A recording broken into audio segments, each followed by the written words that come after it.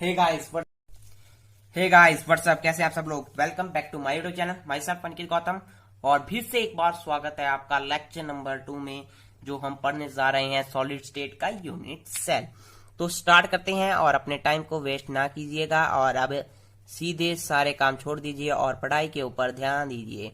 Unit cell पढ़ेंगे आज हम, वेरी इंपॉर्टेंट टॉपिक। अब मैं इसकी जो डेफिनेशन है, सीधे डेफिनेशन क्या होती है इसकी, कि ये एक स्मॉलेस्ट पोर्शन, ये सबसे छोटा पार्ट होता है आपका क्रिस्टलाइन सॉलिड का, क्रिस्टल लैटिस का। अब मैं यहाँ पे आपको कुछ इंपॉर्टेंट चीजें बताऊंगा, उसको प्लीज नोट कीजिएगा कि यूनिट सेल क्या होता है। मैं यहाँ पे लिखता हूं द स्मॉलेस्ट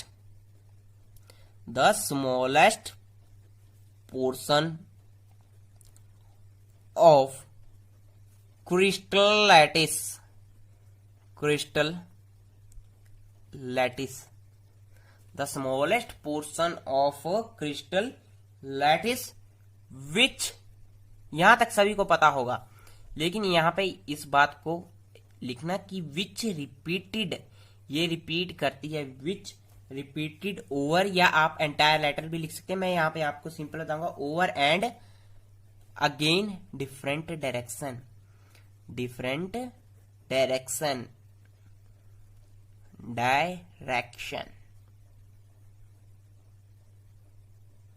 ठीक है। यूनिट सेल पता है क्या हुआ, जो सबसे छोटा भाग हुआ आपका क्रिस्टलाइन सॉलिड का, क्योंकि क्रिस्टलाइन सॉलिड से ही पार्ट पढ़ रहे हैं।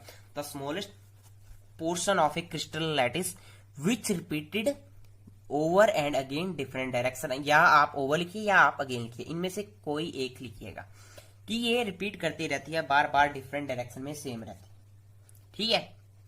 अब मैंने आपको यहाँ पे क्रिस्टल लैटिस क्यों लिखा है, अब हम क्रिस्टल लैटिस की बात करेंगे। क्रिस्टलाइन सॉलिड मत लिखना, ये पार्ट है उसका, लेकिन the smallest portion of A crystal lattice which repeated over and again different direction.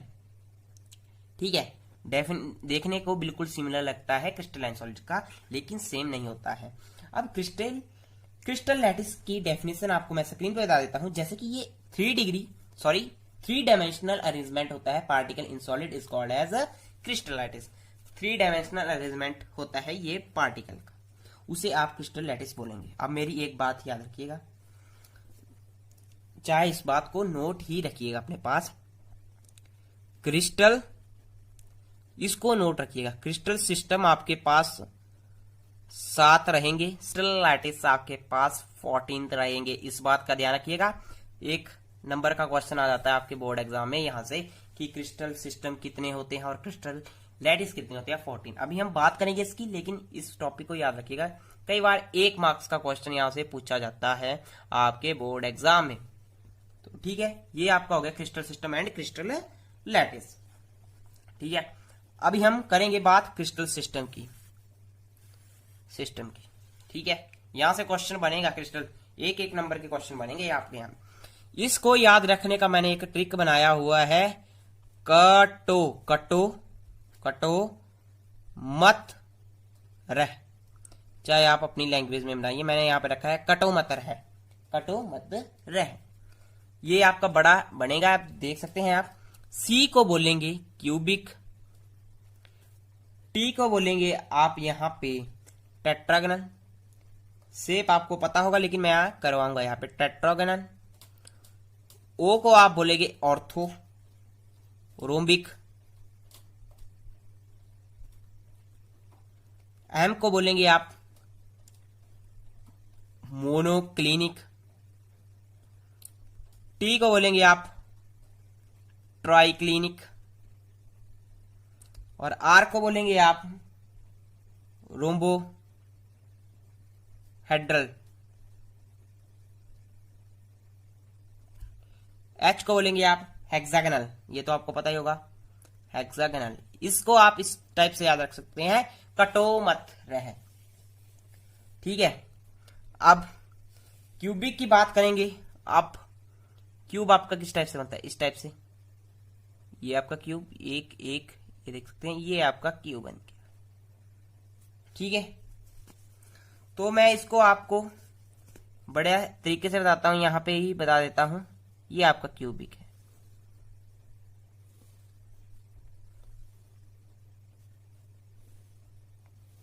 ये आपका क्यूबिक। अभी ए कर रहे हैं हम क्यूबिक, यहां से 1 नंबर के क्वेश्चन बनते हैं, वो मैं बताऊंगा आपको। अब ये साइड क्या होती है आपकी y, ऐसे आप x भी मान सकते हैं, लेकिन डायरेक्शन इनकी सेम है क्योंकि क्यूब की साइड हमेशा सेम रहती है। मैंने x माना है, यहां को मैं x मानता हूं, इस तरफ को z मानता हूं 3 डायमेंशनली। ठीक है, यहां पे आपका एंगल क्या बन रहा है अल्फा, सेंटर को आप ओरिजिन को o मानते हैं, इसको आप क्या बोल सकते हैं, ये एंगल बीटा बना रहा है, ये एंगल आपका गामा बना रहा है। This side is a, this side is b, क्योंकि आप क्यूब की साइडें हमेशा इक्वल होती है, ये आपने पढ़ा होगा, पढ़ा है लेकिन होती है। अब एक ए जो क्यूब की लाइनें हैं वो सारी सेम रहती हैं, तो a equal to B equal to C रहेगा। जब इसकी लाइनें सेम है तो इसका एंगल भी क्या रहेगा, सेम ही रहेगा, क्योंकि लाइन भी इसकी सेम है। बट यहां पे बात आती है कि एंगल कितना है। अब यहां से लगा लो आइडिया, कितना है, अब सिंपल है 90 डिग्री। मैंने ऐसे लगाया, पता कि ये साइड ए भी ए है, ए भी सी है और बी है। क्यूब की प्रॉपर्टी पता है आपको कि इसकी साइड क्या रहती है, चारों तरफ से इक्वल रहती है, तो ये, और इसको लिखिए क्यूब। अब इनको आप नोट कर लीजिए, पहली क्यूब। मैं यहां से क्वेश्चन बनेगा एक, वो मैं आपको 7 प्रॉपर्टी करने के बाद बताऊंगा। तो अब नेक्स्ट करते हैं नेक्स्ट पेज पे। तो क्यूबिक की मैंने अभी आपको करवा दी, अब मैं करवाऊंगा आपको टेट्रागोनल की।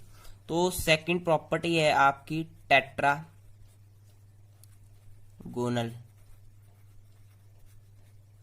तो ठीक है, ये करेंगे अब हम। इसमें पता है क्या होता है टेट्रागोनल, टेट्रा का मतलब है 4।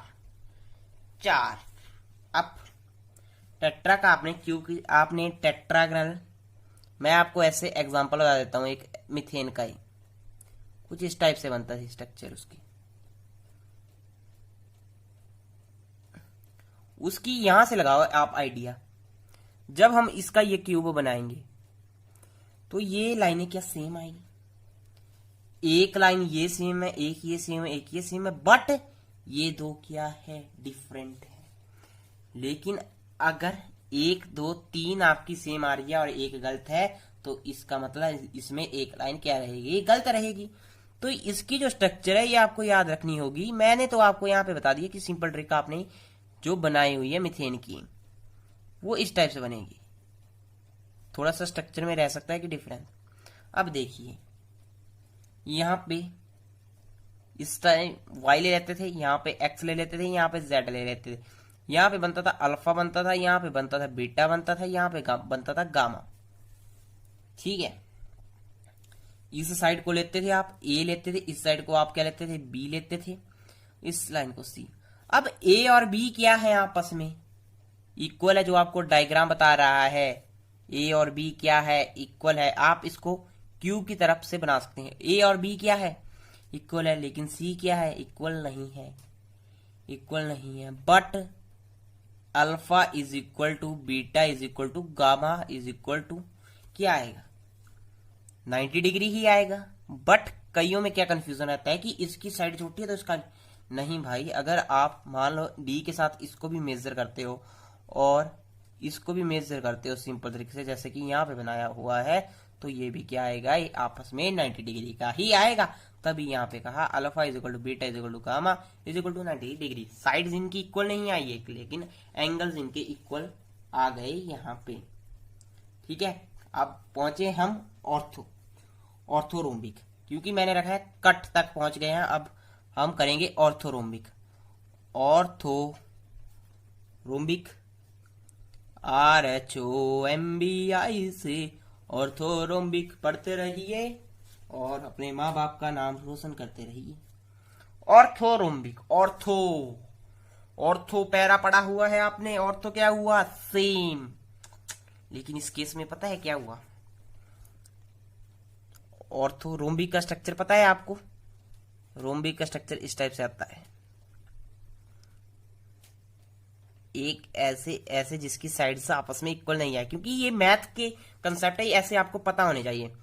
इसको मैंने y माना, इसको मैंने x माना, इसको मैंने z माना, इस साइड को मैंने a मान लिया, इस साइड को मैंने b मान लिया, इस साइड को मैंने c मान लिया। ऑर्थोरोम्बिक की कंडीशन है, चाहे गूगल पे करो search, a is not equal to b is not equal to C, but alpha is equal to beta is equal to gamma is equal to 90 degree. Because मैंने अभी बताया, ऐसा मत देखिए कि छोटा है बड़ा है, डी आपकी डी से देखिए खुद कि ये आपस में 90 90 आएंगे, 90 ही आएंगे ऑब्वियसली, ये 90 डिग्री ही आएगा आपका ऑर्थोरोम्बल। अब मैं आपको स्ट्रक्चर बताऊंगा यहाँ पे ट्राइक्लिनिक की, जो आपको यहाँ पे दिखाई दे रही है। ट्राइक्लिनिक में सीधे रखना याद, ये कोई भी आपस में इक्वल नहीं आएगी। अब इंपॉर्टेंट क्वेश्चन बताता हूँ जो मैंने आपको यहाँ से इंपॉर्टेंट करवा ली। आप यहाँ से हेक्सागोनल की भी देख सकते हैं, मैंने जो आपको स्ट्रक्चर यहाँ पे स्क्रीन पे दिखाई दे रही है किस टाइप से आपके हेक्सागोनल की स्ट्रक्चर है।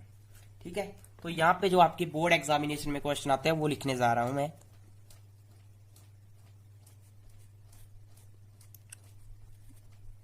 मोस्ट सिमेट्रिकल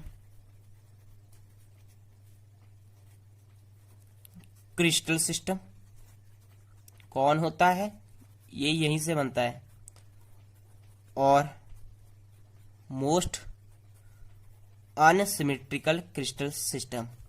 अभी आपने देखा, आप बताइए इसका आंसर, पहले वीडियो पॉज करके मेरे को कमेंट करके बताइए। अगर आपने वीडियो अच्छे तरीके से देखी है तो आपको ये समझ आ जाएगा।